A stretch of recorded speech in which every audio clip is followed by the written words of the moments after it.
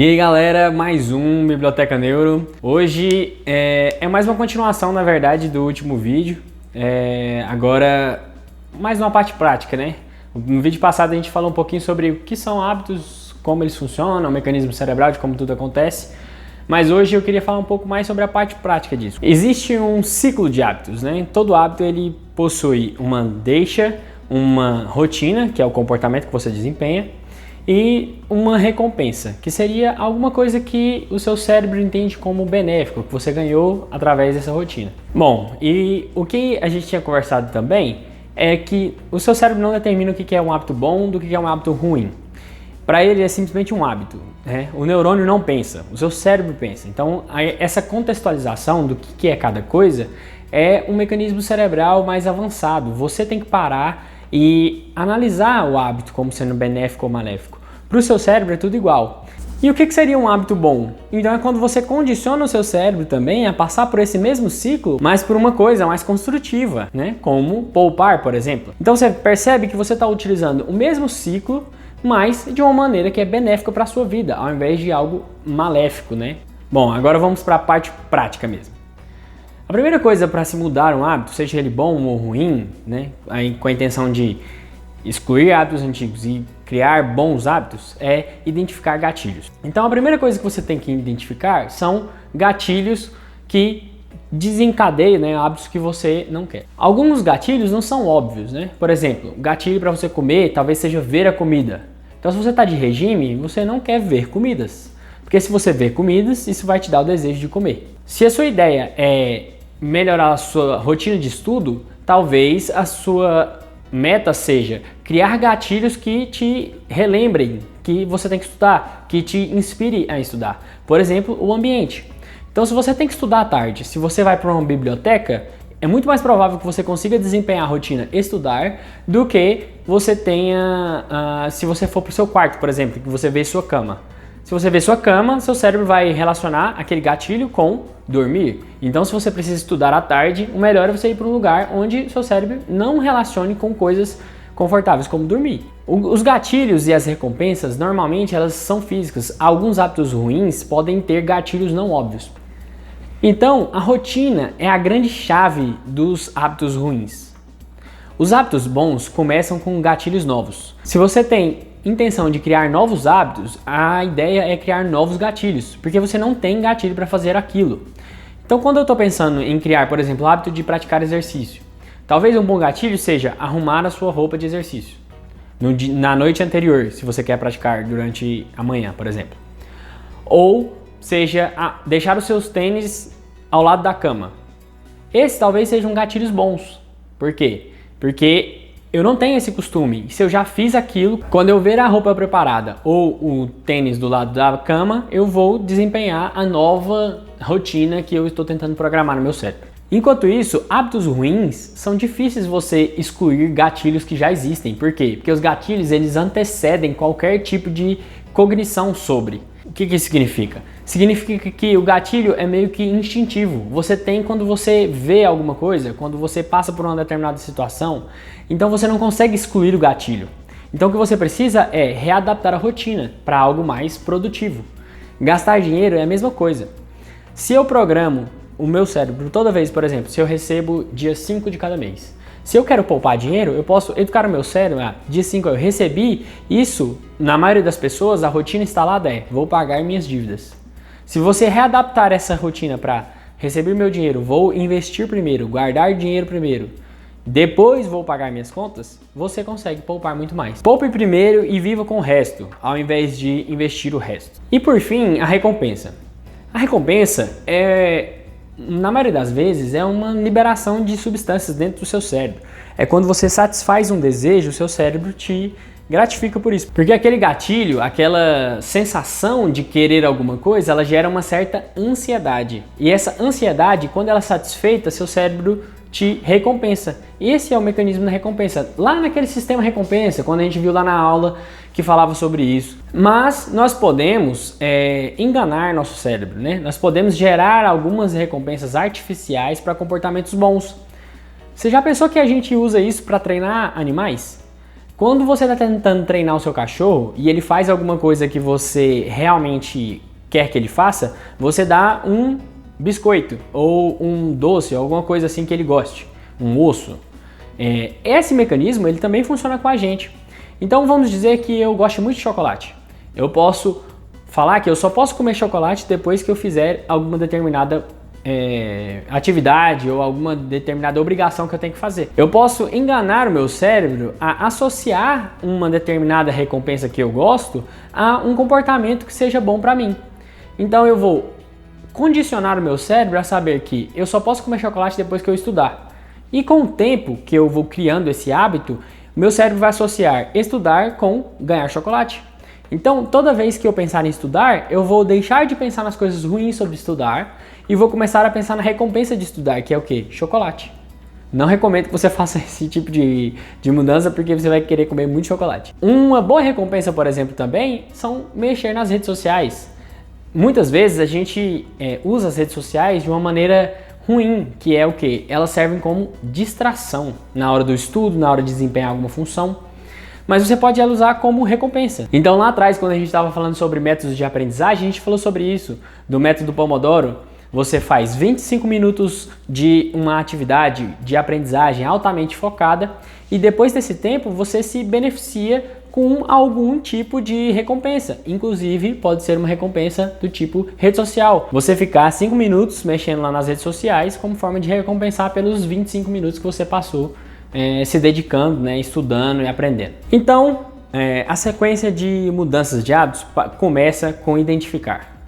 Todo novo hábito que você quer fazer ou que você quer mudar, você precisa identificar qual é o gatilho, qual é a rotina e qual é a recompensa. Se é um hábito ruim, você vai manter o gatilho e a recompensa e vai tentar mudar a rotina. Se é um hábito novo que você está querendo fazer, você vai determinar um gatilho e esse gatilho, o fundamental é que ele seja fácil e objetivo. Tem que ser algo instintivo, que você viu e você desempenha uma determinada função. Pode ser uma luminária, pode ser uma cadeira, pode ser um ambiente todo preparado para estudo, pode ser ir para a biblioteca. Tem que ser algo mais óbvio, que seu cérebro associe claramente. Eu vou determinar uma nova rotina, então eu preciso ter programação do que vai ser essa rotina. Por quê? Eu só consigo ter a sensação de recompensa se eu tiver cumprido uma rotina.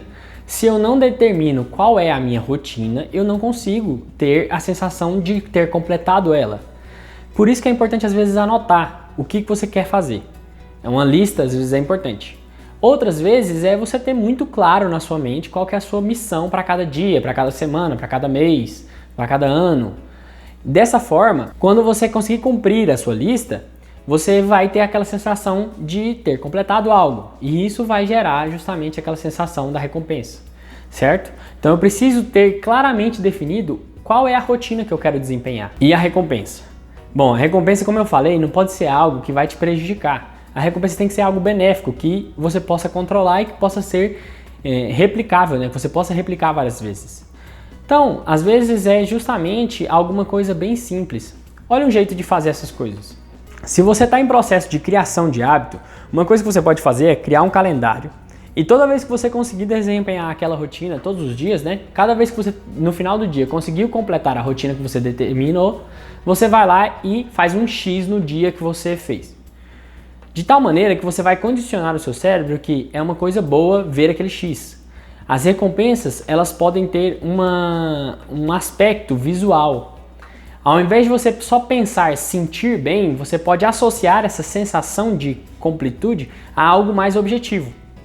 Isso serve para todas as coisas que a gente falou, todos os aspectos do hábito. Um pesquisador contou que ele começou a fazer flexões toda vez que ele ia ao banheiro.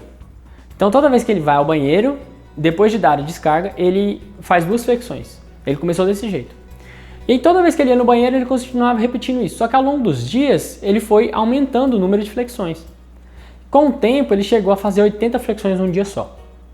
Então perceba que é o quê? O gatilho é algo simples, certo? Muito óbvio e que não tem uma complexidade que dificulta o meu cérebro entender que aquele é o gatilho. Segunda, a rotina é bem definida. Ele vai fazer 2 flexões, certo? E a recompensa, por incrível que pareça, era simplesmente aquela sensação de ter. Bom, E uma coisa interessante sobre isso é que as coisas às vezes começam pequeno. Eu, no ímpeto de querer mudar muitas coisas ao longo do tempo, já me frustrei várias vezes. Eu tinha um problema de começar as coisas e não conseguir terminar. E isso acontecia justamente porque às vezes eu queria mudar a minha vida drasticamente. Começar a fazer um monte de coisa que eu não fazia. Então eu queria começar a fazer atividade física, começar a estudar todos os dias, começar a comer direito. Então quando você determina muita coisa para você fazer, você acaba gerando mudança muito drástica no seu estilo de vida. E isso dificulta com que você tenha adesão às mudanças. As mudanças são muito drásticas, vão mudar muito o seu dia a dia. Seu cérebro vai ficar muito insatisfeito com isso. Então um jeito de você fazer isso é escolher uma coisa para mudar de cada vez. E realizar pequenas mudanças e ir acumulando mudanças ao longo do tempo. Então às vezes o jeito de você correr uma maratona não é você saindo um dia, decidir na segunda-feira que eu vou correr uma maratona. E aí eu não vou pegar e vou sair correr 42 km. Por quê? Porque o meu corpo não é preparado para isso. O meu cérebro não é preparado para isso. Então não tem como eu fazer uma grande coisa. O que eu tenho que fazer? Eu tenho que começar pequeno. Só que um detalhe disso é que muitas vezes o tamanho das nossas maratonas são diferentes. Às vezes a minha maratona ela tem 42 km. Às vezes a sua maratona é simplesmente levantar e ir dar uma volta no quarteirão. Para cada pessoa o limite é diferente porque a gente tem um ponto de partida diferente.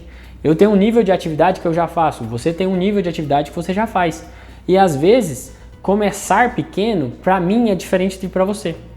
Às vezes para você, o começar pequeno é simplesmente arrumar a roupa e vestir todos os dias de manhã. E com o tempo você vai aumentando até você conseguir correr a sua maratona, que pode ser, por exemplo, correr 3 km, 5 km num parque da cidade. Essa é a ideia dos pequenos começos, de você encontrar um pequeno ato, um pequeno comportamento que vai desencadear uma série de outros comportamentos. E o segredo disso, da progressão, é justamente a consistência. Um consenso que existe sobre hábito é que hábito é aquilo que você faz todos os dias. Se você faz 2 vezes na semana, isso não é um hábito, isso é um costume, você costuma fazer. Hábito é aquilo que você faz todos os dias. E isso tem especial valor quando você está começando. Quando você está implementando um novo hábito, ele tem que ser todos os dias. Porque senão o seu cérebro não vai conseguir fazer a conexão certa. Não vai conseguir fazer aquela implementação da rotina, o gatilho, a rotina e a recompensa. Essa sequência ela tem que ficar muito bem definida. E essa definição ela é realizada através da consistência de todos os dias realizados. E todos os dias não eternamente. Todos os dias por pelo menos 21 dias para você ter a rotina totalmente implantada. E para você ter um hábito mesmo, uma mudança de hábito definitiva, pelo menos 60 dias. Toda vez que você for pensar em mudar seu hábito, pense nisso. Eu vou demorar 60 dias. Eu preciso 60 dias de consistência absoluta para poder implementar isso no meu cérebro de tal maneira que isso fique automático e menos racional. Seja algo que eu possa fazer sem ter que pensar que eu estou fazendo isso. E um grande erro das pessoas nesse processo de consistência é achar que a força de vontade é o grande motor de tudo que vai gerar a mudança. A força de vontade, ela é muito boa para poder começar as coisas, mas a consistência, ela depende de algo superior à força de vontade. Força de vontade é muito bom quando você vai lá no YouTube e vê um vídeo motivacional ou vê aquele vídeo de um educador financeiro falando sobre como ele investe e como ele sabe as coisas e aí você pensa, putz, eu vou começar a ler um livro e vou começar a investir também e aí você começa a ler o livro e no primeiro dia você lê 50 páginas, aí no segundo dia você já lê 20 páginas, no terceiro dia você já não sabe se lê direito. No quarto dia você falha, você pensa, tá tudo bem, porque amanhã eu compenso, leio mais 50, e aí uma semana depois você já parou de ler. Essa é a rotina normal da força de vontade. A força de vontade faz você começar, mas é muito difícil você manter uma força de vontade alta no tempo todo, super motivado o tempo todo. Então o que nós temos que fazer é acostumar a fazer coisas quando nós não queremos para criar o hábito. Por quê? Porque depois que eu tiver o hábito instalado, não vai exigir mais força de vontade. Você não precisa ter força de vontade para escovar seus dentes. Por quê? Porque é importante? Não, porque você já acostumou a fazer isso. Então se você não precisa de força de vontade para fazer isso de manhã, você também não vai precisar de força de vontade para ir na academia de manhã, se você instalar o hábito corretamente. E um outro erro que eu cometi no começo. Eu determinava qual que eram as coisas e eu comecei a focar, né? Quando eu comecei a pesquisar sobre hábitos, eu comecei a fazer isso também. Comecei a focar, então, em pequenos hábitos. Só que o que acontecia? Eu conseguia manter por um mês, 2 semanas, e aí eu começava a errar. E aí, com o tempo, esses erros, né? Essas falhas de execução acabavam me levando a desanimar, a ficar frustrado. E isso, com o tempo, me fazia deixar de tentar ter o hábito. Mas esse é o grande segredo do hábito. Você não pode parar de fazer. Então, a grande lição, na verdade, é se errar, você não pode parar de tentar. Se você está tentando implementar o hábito, não foca só nos 60 dias. Foca que aquilo ali é o novo normal que você quer. O novo normal, ele tem que ser buscado ao longo do tempo e sem se preocupar com o quanto você está errando agora. Por quê? Porque a cada vez que você consegue um novo dia de realizar um novo normal, você está mais perto dele. Eu não posso simplesmente falar, nossa, essa semana passada eu não consegui, então essa semana eu não vou conseguir de novo. E pronto, aí acumulei frustração e pronto, não vou fazer.